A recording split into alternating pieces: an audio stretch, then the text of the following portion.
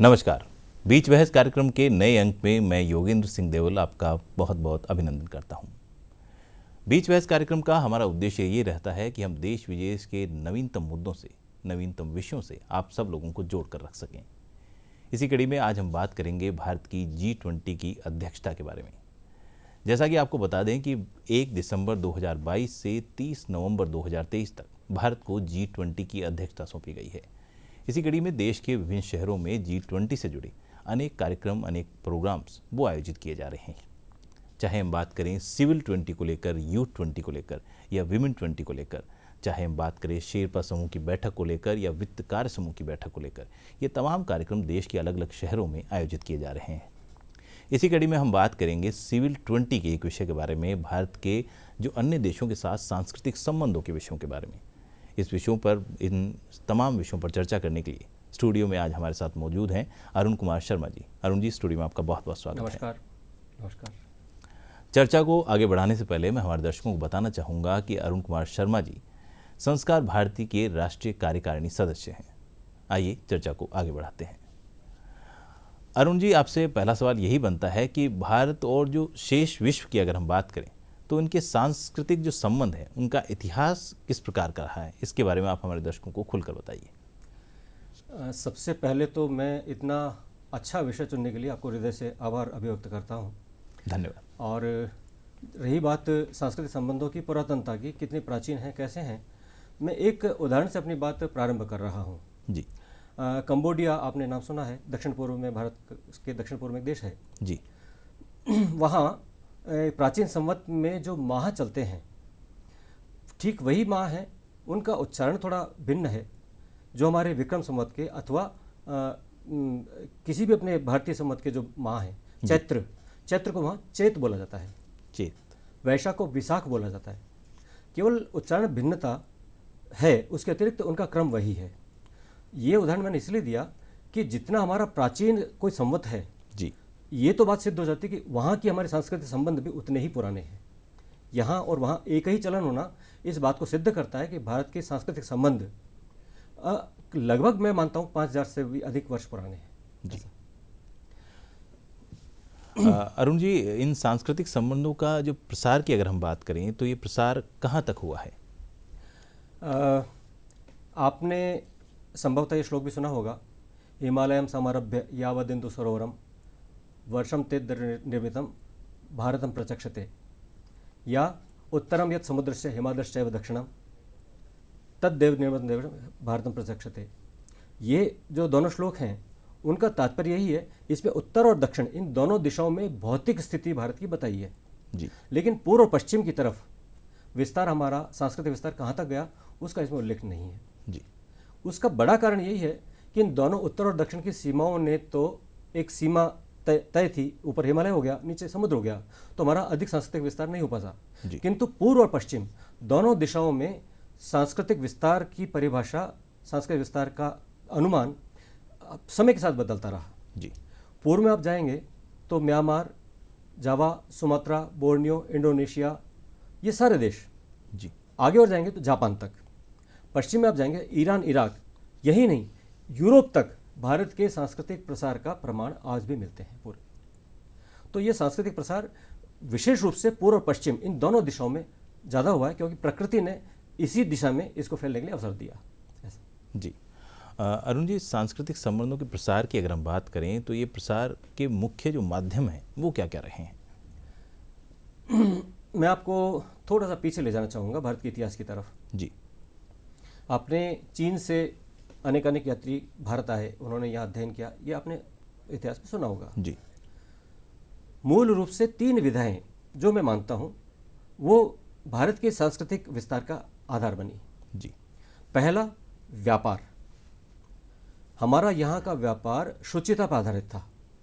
मतलब व्यापारी का कर्म केवल व्यापार नहीं था, व्यापार हमारा एक तरह से सांस्कृतिक प्रतिनिधि, सांस्कृतिक दूत बनकर जाता था व्यापारी जी।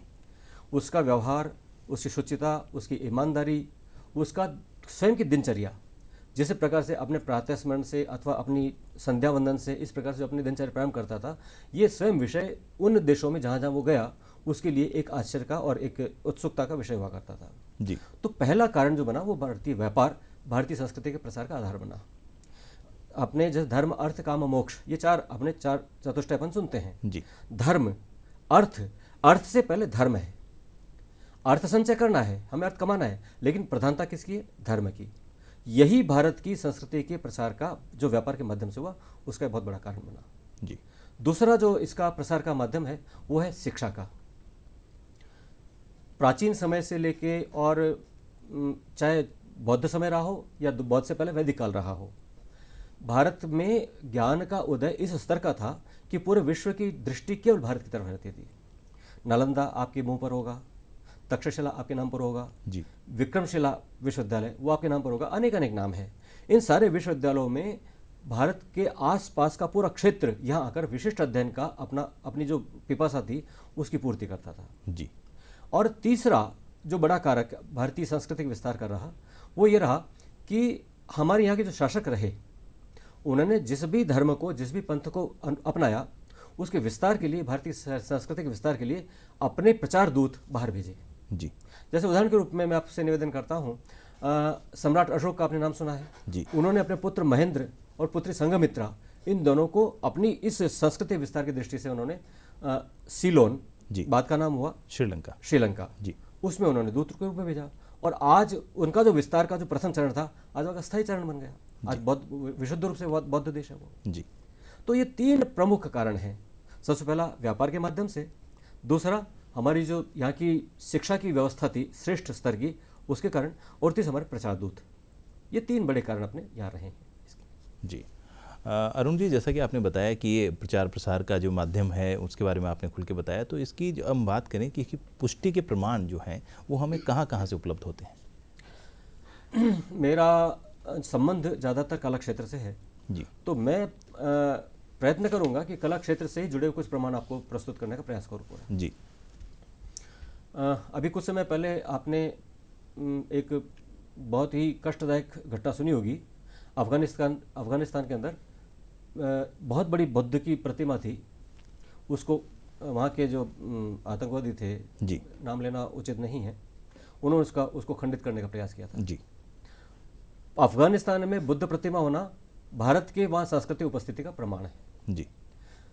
इसी प्रकार से आप भारत के पूर्व की ओर चलिए, आप मलेशिया में जाइए, आप इंडोनेशिया में जाइए, आप जहाँ भी जाएंगे पूर्व की तरफ जी। आपको वहाँ अनेक प्रकार से भारत की संस्कृति के प्रमाण मिलेंगे। जैसे वहाँ का मंदिर शिल्प है, मंदिर शिल्प आप देखिए कि जो कंबोडिया का सबसे बड़ा मंदिर है अंकोर वाट, आपने नाम सुना उसका जी। विश्व का सबसे बड़ा परिधि वाला मंदिर है वो, विश्व का, भारत का नहीं जी। उतना बड़ा मंदिर भारत में भी नहीं है। उसकी जो पूरी परिधि है वो, और उसमें प्रतिमाएं किन की हैं? विष्णु प्रतिमा है, शिव प्रतिमा है और बुद्ध प्रतिमा है जी। ये इससे बड़ा प्रमाण अपने को क्या चाहिए? वहाँ की संस्कृति में रामायण का मंचन रच बस गया पूरा।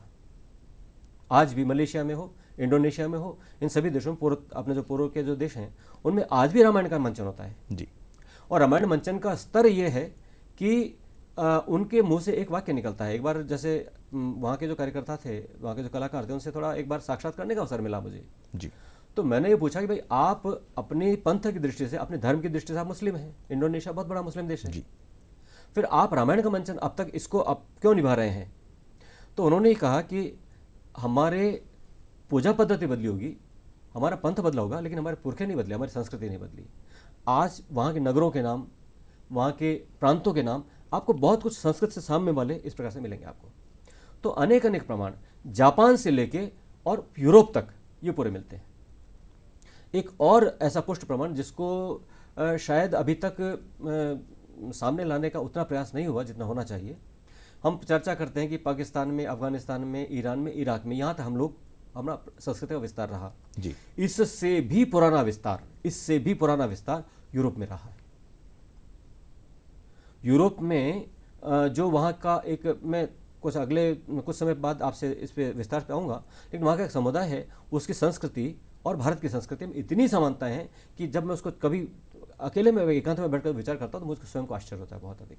तो प्रमाण निश्चित रूप से आप देखने लगेंगे तो विशेष रूप से दोनों दिशाओं में, ऊपर आप चीन को भी ले सकते हैं। भारत के ऊपर चीन बौद्ध देश है, बौद्ध मूल रूप से उसकी जन्मभूमि भारत है, तो वहाँ के प्रमाण चीन से, तिब्बत से लेके और नीचे श्रीलंका तक लेकर ये पूरा क्षेत्र और पूर्व और पश्चिम इस दिशा में बहुत अनंत विस्तार, ये भारत के प्रमाण पर्याप्त मिलते हैं इसके अंदर। जी। अरुण जी, जैसा कि आपने बताया कि पूर्व और पश्चिम में जो सांस्कृतिक विस्तार के जो प्रमाण मिलते हैं, तो अगर बात की जाए पूर्व और पश्चिम की, तो इन दोनों दिशाओं में क्या जो सांस्कृतिक प्रसार है भारत का, उसकी क्या समानताएं मिलती हैं और क्या असमानताएं मिलती हैं, और किस, अगर दिशा की हम बात करें, किस क्षेत्र की बात करें, तो उस क्षेत्र में अगर माना जाए कि सांस्कृतिक विस्तार ज़्यादा हुआ है या इस क्षेत्र में कम हुआ है? भारत का जो पूर्व क्षेत्र है जी, उसमें तुलनात्मक रूप से भारत की संस्कृति का विस्तार थोड़ा कालांतर में हुआ, थोड़ा समय बाद हुआ जी। और भारत के पश्चिम में खास तौर से इराक से ऊपर की तरह, जो जिसका मैंने अभी जिक्र किया है यूरोप का जी, उसमें भारत की संस्कृति का विस्तार बहुत पहले हुआ था। और आप स्वयं जानते हैं कि कोई भी संस्कृति हम में से दूर रहते हुए जितनी पुरानी होगी उसमें आपको उतनी विरलता मिलेगी। हमारे जो प्रमाण है या हमारे जो जितने रिचुअल्स हैं, जितनी हमारी मान्यताएं हैं, जितनी हमारी परंपराएं हैं, अगर हम उन्हें साम्य ढूंढने का प्रयास करेंगे तो उतनी साम्य अपने को नहीं मिलेगी जितनी इनमें मिलेगी। पूर्व में जो मैंने आपसे अभी आग्रह किया, आपसे चर्चा की रामायण मंचन की, रामायण मंचन इतना प्रभावी है कि उसमें आज भी अपना जो मूल कथानक है रामायण का, वह उसमें कहीं भी परिवर्तन नहीं जी। और इसके साथ साथ में एक विषय में भूल जाऊंगा, मूर्ति शिल्प। मूर्ति शिल्प जैसे मैंने बामियान का भी चर्चा की थी, अफगानिस्तान जिसकी मूर्ति का उन्होंने ध्वंस किया था जी, वो शिल्प, ये तो बहुत, वो शिल्प हमारे कैलाश मंदिर जो अजंता एलोरा के उससे शिल्प से मिलता हुआ है जी। इसी प्रकार से जो कंबोडिया में, मॉरिशस में, इसमें जो मूर्ति शिल्प चलता है वो इतना प्रभावी शिल्प है। वहाँ के मूर्ति शिल्प के जो सारे बिंब हैं, जो उन्होंने सारे विषय उठाए हैं, सारे महाभारत के पात्र हैं। महाभारत को हम न्यूनतम 5000 वर्ष पुराना लेकर जा सकते हैं, ये तो न्यूनतम सिद्ध आयु है इसकी। तो उनके जो बिंब अपने मूर्ति शिल्प में उठा रहे हैं वो, तो ये निश्चित रूप से मानिए कि ये वहाँ का प्रसार भी 5000 वर्ष के आसपास का पुराना होगा जी। तो समानता का जहाँ तक प्रश्न है अथवा निकटता का जहाँ तक प्रश्न है, निकटता आज हमें पूर्व की तरफ ज़्यादा अनुभव होगी, किंतु हम थोड़ा गहराई में जाने का प्रयास करेंगे तो आत्मीय वाला भाव, आत्मीयता का भाव, वो आपको पश्चिम में, खासतौर से यूरोप के कुछ देशों में बहुत अधिक मिलेगा आपको। जी। अरुण जी, वर्तमान की अगर हम बात करें तो वर्तमान में जो इन संबंधों को प्रकाश में लाने के क्या क्या प्रयास किए जा रहे हैं? बहुत अच्छा प्रश्न है आपका जी। और आधिकारिक रूप से अन्य जो प्रयास है उनकी तरफ नहीं बोलते हुए मैं केवल उस प्रयास की आपसे चर्चा करूंगा जिसकी लिए मैं अधिकृत हूँ, जिसकी मैं आपसे चर्चा कर सकता हूँ। जी। विभागीय स्तर पर, शासकीय स्तर पर प्रयास निरंतर हैं जी, लेकिन वो प्रयास ज़्यादा महत्व रखते हैं जो शासन के अतिरिक्त हों। ऐसा एक बहुत अच्छा संगठन है international centre for cultural studies, ICCS जी। इसके माध्यम से पूर्व की तरफ तो प्रयास हुए ही हैं, विशेष रूप से पश्चिम में और ख़ासतौर से यूरोप में, जिसका मैंने अभी आपसे बार बार मैं आपसे चर्चा कर रहा हूँ, क्योंकि वहाँ के प्रमाण इतने विरल हैं, इतने डाइल्यूट हैं कि उनको थोड़ा सा शुद्ध करके, उनको थोड़ा शोधित करके फिर उससे सामने ढूंढना, ये भी प्रयास वहाँ करना पड़ रहा है जी। तो उस क्षेत्र की सांस्कृतिक जुड़ाव भारत के साथ में कैसी रही, इन साक्ष्यों को सामने लाने का प्रयास ICCS के माध्यम से बहुत अच्छा हो रहा है। और कई कार्यकर्ता हैं जो अपने व्यक्तिगत स्तर पर भी बहुत अच्छा प्रयास कर रहे हैं। अभी करीब 3 माह पूर्व मुझे नीदरलैंड्स जाने का अवसर मिला जी। मैं स्वयं गया था वहाँ, हाँ लगभग 3 माह पूर्व की बात है। तो वहाँ इस विषय से जुड़े हुए वहाँ के जो अच्छे अधिकृत जो कहना चाहिए कार्यकर्ता हैं अथवा वहाँ के अच्छे विद्वान हैं, उनसे मुझे साक्षात करने का अवसर मिला। तो खास तौर से जो शासकीय प्रयास होता है उसकी तो निश्चित रूप से सभी जगह सराहना स्वाभाविक है जी। किंतु जब व्यक्तिगत स्तर पर अथवा अशासकीय संगठन की तरफ से जब प्रयास होता है तो उसको अधिक प्रसिद्धि मिलती है, उसको अधिक सराहना मिलती है। तो उनके मुँह से भी मैंने इस प्रयास की बहुत सराहना सुनी है मैंने। जी। अरुण जी, जैसा कि मुझे जानकारी है कि आपको लिथुआनिया जो देश है, उस लिथुआनिया के बारे में आपका काफ़ी अध्ययन रहा है, तो लिथुआनिया के बारे में आप हमारे दर्शकों को थोड़ा विस्तार से बताइए। हाँ, मैं आपसे अनुमति लूँगा कि अगर ये विषय थोड़ा सा लंबा हो जाए तो आप उसको धैर्यपूर्वक एक बार सुनेंगे आप। जी जी। आ, भारत से लगभग आज 6000 किलोमीटर की दूरी पर है लिथुआनिया, यूरोपीय देश हो गया। जी। थोड़ा सा मैं कैसे शब्द परिवर्तन होता है, ये बाल्टिक क्षेत्र का देश है देश, जी। और इसका पौराणिक नाम प्रूशिया ये अथवा पर्शिया ये कहलाता था। जी। आप ये देखिए कि महाभारत का जो युद्ध हुआ था, महाभारत के युद्ध में जो सेनाएं सजी थीं, जी। उसमें से एक भाग का आपने उल्लेख सुना, पार्श्व भाग। पार्श्व मतलब पीछे का। जी। पार्श्व शब्द, वहाँ की जो सेनाएं जो जुड़ी थी वो पीछे के भाग में, इसलिए पार्श्व है। और यहाँ से चलने के बाद में हमारे जो यहाँ से धर्मदूत गए अथवा कोई संस्कृति दूत गए, वो भारत के पार्श्व में गए। उस भाग को उन्होंने जाकर पार्श्व बोला। मेरा अनुमान है पार्श्व से पर्शिया बना होगा, पर्शिया से प्रूशिया बना होगा। जी। ये एक शब्द सामने बन सकता है। लिथुआनिया भारत से लगभग 6000 किलोमीटर की दूरी पर है। जी। यूरोपीय देश है और एक इतना अद्भुत साम्य है भारत की इतिहास में और वहाँ के इतिहास में। और निकटता मैं आपसे जोड़ने का प्रयास करता हूँ, वहाँ का इतिहास और राजस्थान का इतिहास और अधिक निकट है। जी। वहाँ का जो मूल समुदाय था वो कहलाता था रोमुआ समुदाय। रोमुआ, हाँ जी। जी। रोमुआ उसका शब्द है पूरा, उस समुदाय का नाम। और ये घुमंतु स्वभाव का समुदाय रहा है पूरा। जी। आज मेरा अनुमान है लिथुआनिया की पूरी आबादी लगभग 32-33 लाख के आसपास ही है कुल मिलाकर। जी। कोई विशेष बड़ा देश नहीं है। लेकिन जिस प्रकार से हमारे देश ने, भारत ने अपने स्वतंत्रता संग्राम को जिया है लंबे समय तक, वही समानांतर इतिहास लिथुआनिया का है। जी।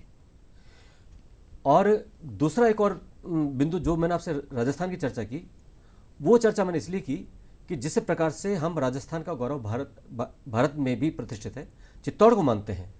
और चित्तौड़ में आपने एक बहुत अच्छा जो बिंब सुना वो होगा जौहर। जौहर, जी।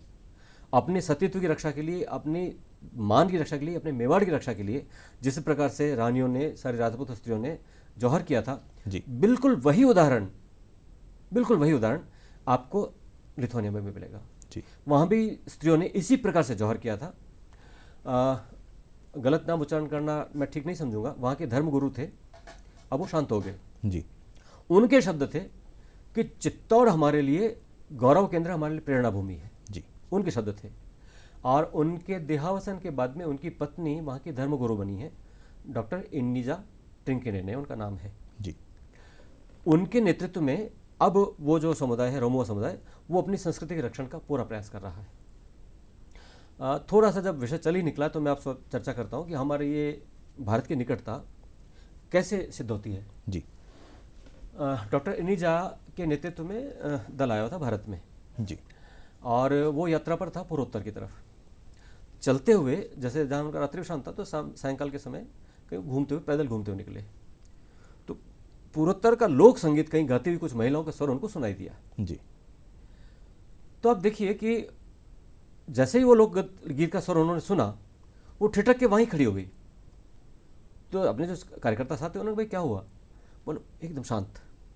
और उनका आशय ये था कि ये जो लोकगीत की स्वर लहरी है, इसकी रचना और हमारे लोकगीत की रचना लगभग एक जैसी है। जी। तो आप कल्पना करिए, लोक संगीत मूल संगीत है भारत का। राग रागनी का जन्म बाद में हुआ है, लोक संगीत का जन्म पहले हुआ है। तो जब यहाँ का लोक संगीत वहाँ के लोक संगीत से मिल सकता है, ये खुद में एक प्रमाण है कि निश्चित रूप से वहाँ के जो संस्कृति है भारत से अनुप्राणित है। उनका जो धार्मिक विश्वास है, जी। धार्मिक विश्वास के नाम पर जिन देवी देवताओं की वो कल्पना करते हैं, वो देवी देवता वही हैं जो भारत के हैं, जो आपके हमारे हैं। जी। हाँ, नामांतर है, उनका संबोधन दूसरा है, लेकिन वही देवी देवता हैं। वे कुबेर का पालन करते हैं, कुबेर की मान्यता देते हैं, भगवान शिव की मान्यता देते हैं, माँ काली की मान्यता देते हैं, लक्ष्मी जी की मान्यता देते हैं।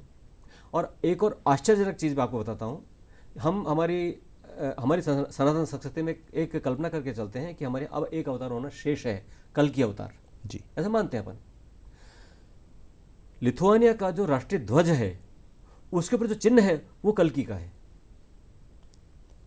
घोड़े पर सवार एक, हमारी कल्पना देवता के रूप में, उनकी जिस भी रूप में कल्पना है, घोड़े पर सवार एक देवता, इसी रूप में उनका राष्ट्रीय चिन्ह है वो। जी। तो अवतारों की कल्पना हो, देवी देवताओं की कल्पना हो, हाँ नाम भिन्न है, ये मैंने आपसे पहले निवेदन कर दिया। इसके अतिरिक्त हम जैसे स्वस्तिक हमारे लिए अच्छा पवित्र चिन्ह मानते हैं, पवित्र चिन्ह। स्वस्तिक उनके लिए भी उतना ही पूज्य है। इसके अलावा हमारे जैसे पूजा पद्धति में कई चिन्ह चलते हैं, श्रीयंत होता है, इस प्रकार के उनके अनेक चिन्ह उनके स्वयं के भी हैं जो पूरे मान्य है वहाँ। जी।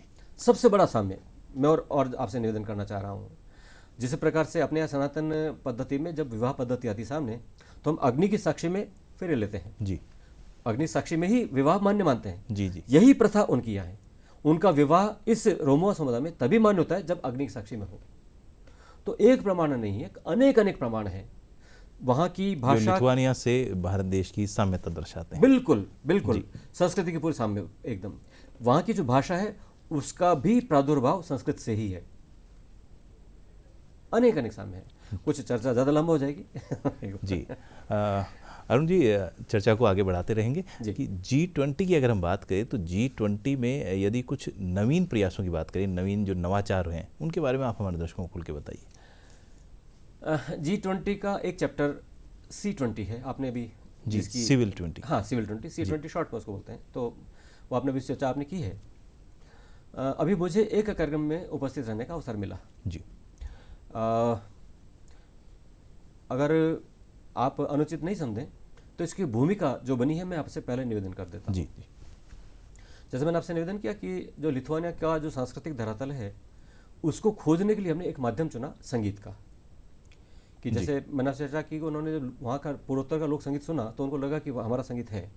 तो कहीं ना कहीं हमारे को इस चीज़ को इतने क्लिक किया, क्या हम संगीत को माध्यम बनाकर इसकी जो निकटता है उसको भारत से और भारत की जो संस्कृति उससे परिचय आपस में नहीं करा सकते क्या? जी। एक विचार मन में आया और हमारे मेरे जो और आत्मीय मेरे से वरिष्ठ कार्यकर्ता हैं उनके सहयोग से फिर इस कार्यक्रम की रचना की हमने। उसी कार्यक्रम की थोड़े समय बाद चर्चा करूंगा विस्तार से मैं। उसी का अंतिम अंग हमने C20 में इसको जोड़ के बनाया। जी। भारत की राजधानी दिल्ली में इस कार्यक्रम का आयोजन हुआ था और लिथुआनिया एम्बेसी के जो डिप्टी हेड हैं उनको हमने आमंत्रित किया था। जी। लिथुआनिया और भारत इन दोनों देशों की जो विविधता है जी उसको सामने लाने का, मतलब अनेकता शब्द में नहीं बोल रहा, मैं विविधता शब्द प्रयोग कर रहा हूँ। जी। डाइवर्सिटी जो अपनी, उसके ऊपर लेकर हमने एक विचार गोष्ठी का आयोजन किया था। उसमें भारत की तरफ से और लिथुआनिया की तरफ से अच्छे श्रेष्ठ वक्ताओं ने उसमें अपने विचार रखने का प्रयास किया और एक C20 में एक इतना सुंदर कार्यक्रम बन पड़ा कि दोनों देशों के अंतर संबंध हैं, दोनों देशों की संस्कृति है, उसको कैसे हम सामने ला सकते हैं। जी। अरुण जी, जैसा कि आपने बताया कि C20 में अनेक ऐसे कार्यक्रम जो आयोजित किए जाते रहे हैं, आयोजित किए जा रहे हैं लगातार, साल भर में होंगे भारत देश में। अलग अलग शहरों की बात करें तो अलग अलग शहरों में आयोजित किए जा रहे हैं। क्या आपको लगता है कि जो C20 के जरिए जो बहुत सारे इसमें और समूह हैं, अगर बात करें विमेन 20 है, यूथ 20 है, तो एक कल्चरल जो संबंध है अन्य देशों के साथ, उनको हम अगर जोड़कर देखें तो और जो वर्किंग समूह हैं उनमें भी इससे कुछ अच्छा प्राप्त हो सकेगा भारत को। अगर कल्चरल संबंध अन्य देशों के साथ भारत के बढ़िया होंगे, अच्छे होंगे, तो विमेन जो हैं ग्रुप हैं, वर्किंग ग्रुप हैं, चाहे वित्त की बात करें चाहे यूथ की बात करें, उन सब में कुछ ना कुछ बढ़ोतरी मिलेगी। क्या लगता है आपको? योगेन जी, मैं दो चीज़ आपसे निवेदन कर देता हूँ जी। एक तो संगीत और कल्चरल फील्ड ऐसा है जिसमें किसी अनुवाद की जरूरत नहीं पड़ती उसका आनंद लेने के लिए। और दूसरा ये है कि संगीत स्वयं में एक ऐसा विषय है जो व्यक्ति बचपन से, जन्म से ही लेके पैदा होता है। हाँ, ये बात अलग है कि किसमें कितना विकास होता है उसका। आपने G20 के माध्यम से अनेक अनेक प्रयास जो किए कि भाई कल्चरल क्षेत्र में कैसे, मैं 2-3 उदाहरण आपसे निवेदन करता हूँ। जी। बिस्मिल्लाह खान का हमने खूब नाम सुना है शहनाई वादन के क्षेत्र में। जी। बिस्मिल्लाह खान जब भारत से बाहर जाकर अपनी इस विधा का, अपनी इस कला का जब प्रदर्शन करने लगे, उसमें से मुस्लिम देश भी थे। जी। तो उनको ये जानकर आश्चर्य हुआ कि हमारे पंथ में संगीत अगर का निषेध है तो एक कार्यकर्ता, एक मुस्लिम व्यक्ति इतना प्रवीण कैसे हो सकता है। तब उनका भी उत्तर यही था कि संस्कृति ऐसा विषय है जो व्यक्ति को जोड़ने का काम करता है। जी। हाँ, मैं आज जन्मना मुस्लिम हूँ, लेकिन मेरी आज से 4 पीढ़ी, 5 पीढ़ी, 7 पीढ़ी जो मुझे संस्कार मिले हैं वो हिंदू संस्कृति से मिले हुए मुझे। जी। हाँ, लेकिन वो संस्कार मेरे मेरी रगों में है, मेरी परंपराओं में है। ये उनका एक बहुत अच्छा उदाहरण था जी। इसी प्रकार से जैसे एक और उदाहरण आपसे निवेदन करता हूँ, इंडोनेशिया से रामायण मंचन का दल भारत में आता है, जी। भारत से रामायण मंचन का दल वहाँ जाता है। इस अनुभव को वही व्यक्ति ठीक प्रकार से व्यक्त कर सकता है जिसने उसको स्वयं आंखों से देखा है और मुझे अवसर मिला है। मतलब इसको अगर मैं दूसरे शब्दों में कहूँ ना आपसे, तो ये गूंगे का गुड़ है। जी। अनुभव अधिक किया जा सकता है, व्यक्त कम किया जा सकता है। जी। ये गूंगे व्यक्ति को गुड़ खिला के पूछेंगे कैसा लगा, तो जो उसका भाव है लगभग मेरी स्थिति वही है। लेकिन ये तय है कि आत्मीय संबंधों का जहाँ विकास है संस्कृति में और खासतौर से कला के क्षेत्र में, हम जितना आगे बढ़ेंगे, जितना इसका संबंध एक दूसरे से जुड़ेंगे, उतनी इसमें प्रगाढ़ता आएगी। जी। अरुण जी, आप हमारे स्टूडियो में आए और हमारे दर्शकों के साथ आपने जो भारत और अन्य देशों के साथ सांस्कृतिक संबंधों के बारे में चर्चा करी, उसके लिए आपका बहुत बहुत धन्यवाद। नमस्कार।